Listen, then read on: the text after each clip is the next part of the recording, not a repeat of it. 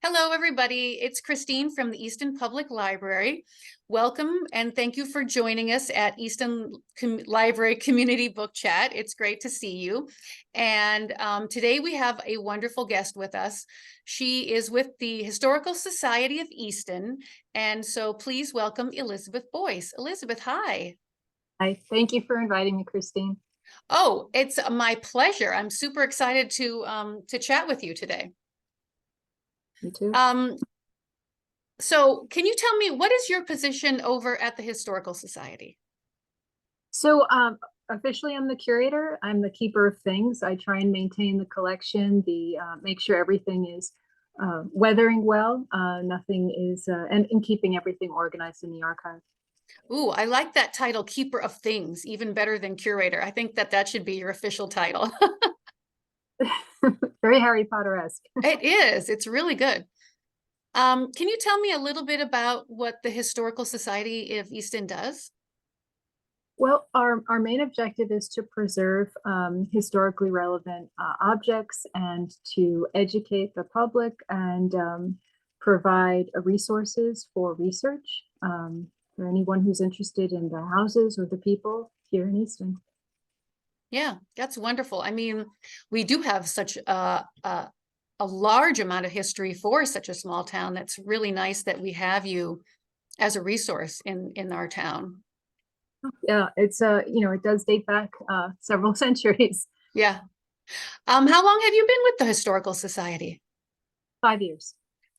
Great. I've been in Easton 5 years too, so they got me Oh, very okay. quick. Have and was it sort of just the whole historical aspect that kind of drew you to this work? It did.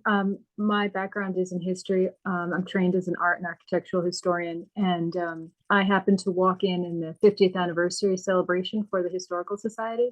And once you start having a conversation with like minds, you realize this is where I should be volunteering. Yeah. Well, I mean, we're all lucky to have you, I think. I feel very Definitely. lucky. The great board. I came on just around the same time as Bruce Nelson, Hmm. and it's a real joy working with them. Oh, that's great. So we have some really cool books. I guess it's like a series of some wonderful historical books to talk about.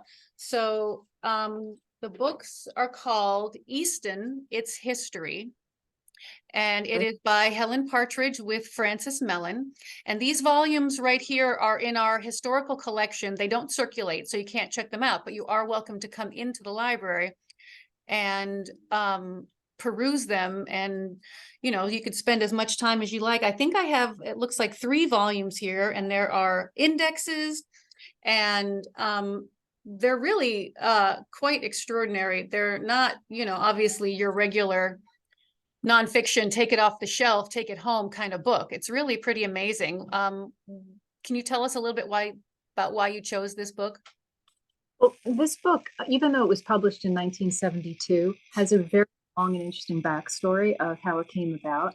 Um, the authors, Frances Mellon and Helen Partridge, well, Francis Mellon, he acquired a load of research from Luther Stonecipher. He was a reverend at the Congregational Church between 1926 and 1935, and he had the intention of writing history of Easton. But he left to move on to a different congregation, and he gave the material to this 27-year-old young man who actually wasn't a historian. But his family, the Mellon family, has deep roots in the community, and his father and the entire family are great stewards of history. And he took on the project, and it took quite a long time to get it published. So, there was the Depression and the war period, so he didn't make much progress with it. And then he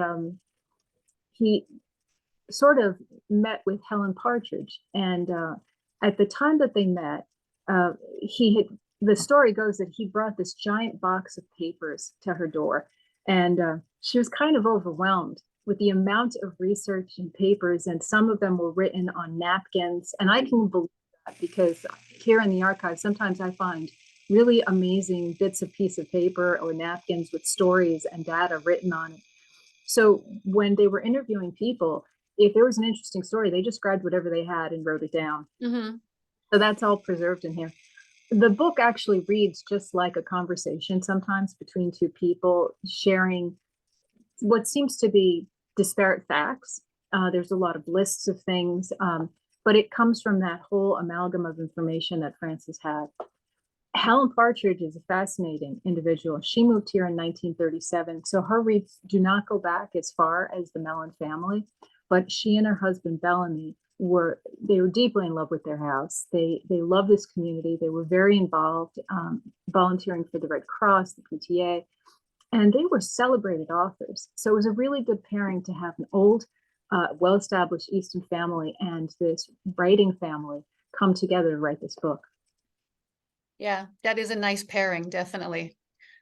There are some really, there's a lot of writing in here, but there are some really beautiful, like, historical photos as you go through.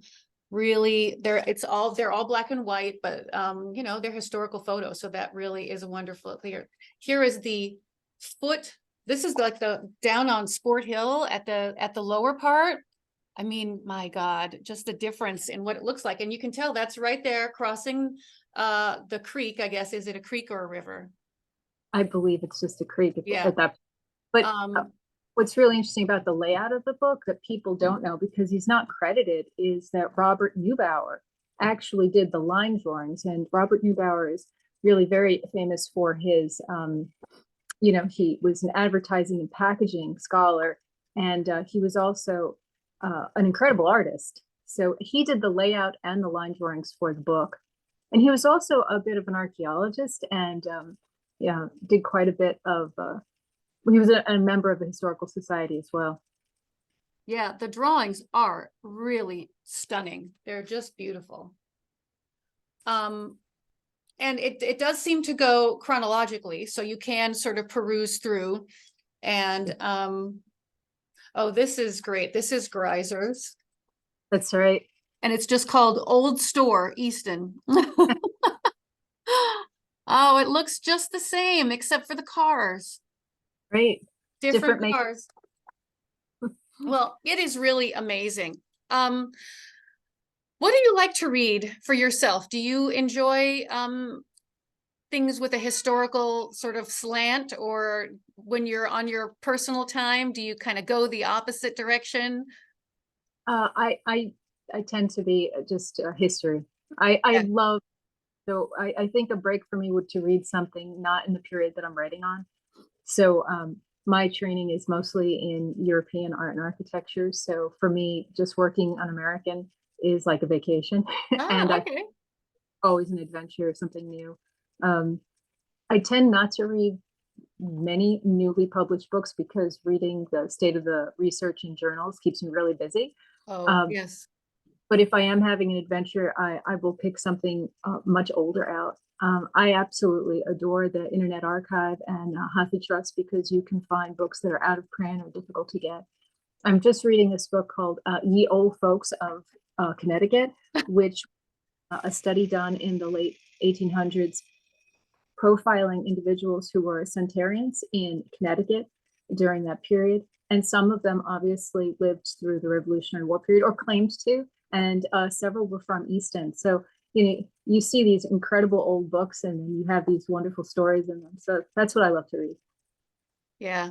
Well, that's great. I mean, that seems, you know, from speaking to you the many times that I have, that seems to be your passion. And that is, it's such a great thing that when you have that, it's not only your work, but a joy also. Absolutely. Yeah.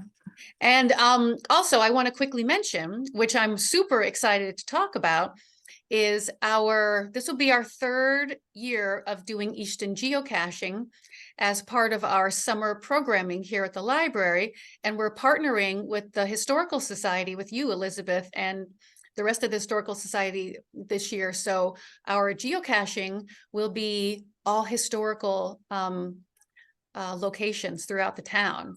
And Yeah. we've sent some amazing historical photos that we're going to include on the markers and some great little history of each location. So I'm really excited to have geocaching this year be not only get out and see the town, but immerse ourselves in a little bit of that really deep and rich Easton history, which we have so much of. And I'm really so happy that you guys were excited also and joined with us on this. I think it's a great way of having that then and now, because to show those old photos right there in the spot and highlight the history that happened right there in those spots, that's just wonderful. I'm really grateful to partner with the library with this project.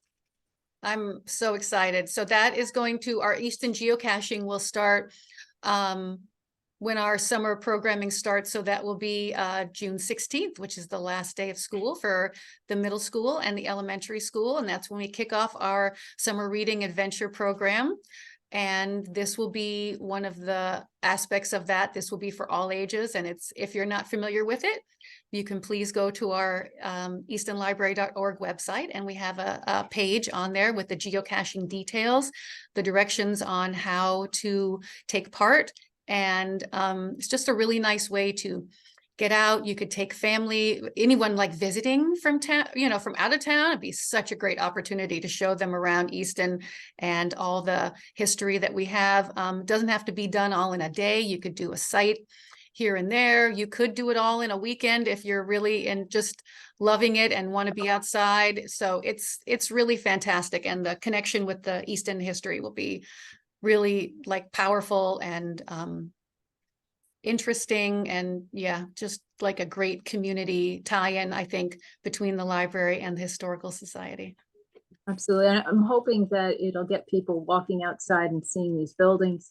And, you know, in the farm tour comes up, we'll be opening up the Adams Schoolhouse and the Bradley Hubble Barn, so people can actually see inside those buildings in August. I think that's in August. That is so great. That is such a great thing that is that we're able to do for that and during that tour.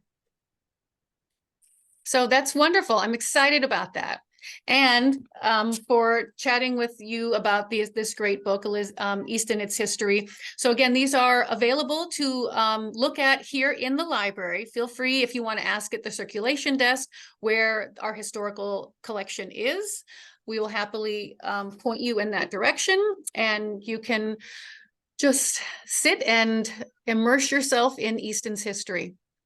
Absolutely. Make sure you get the index. Yes, the index is a big thing. Yes, we do have that too. All right. So Elizabeth, thank you so much for coming and chatting with me on Easton Library Community Book Chat today. I really appreciate it so much. Thank you so much. Have a great day, Kristine. Thanks, and you too. Bye-bye.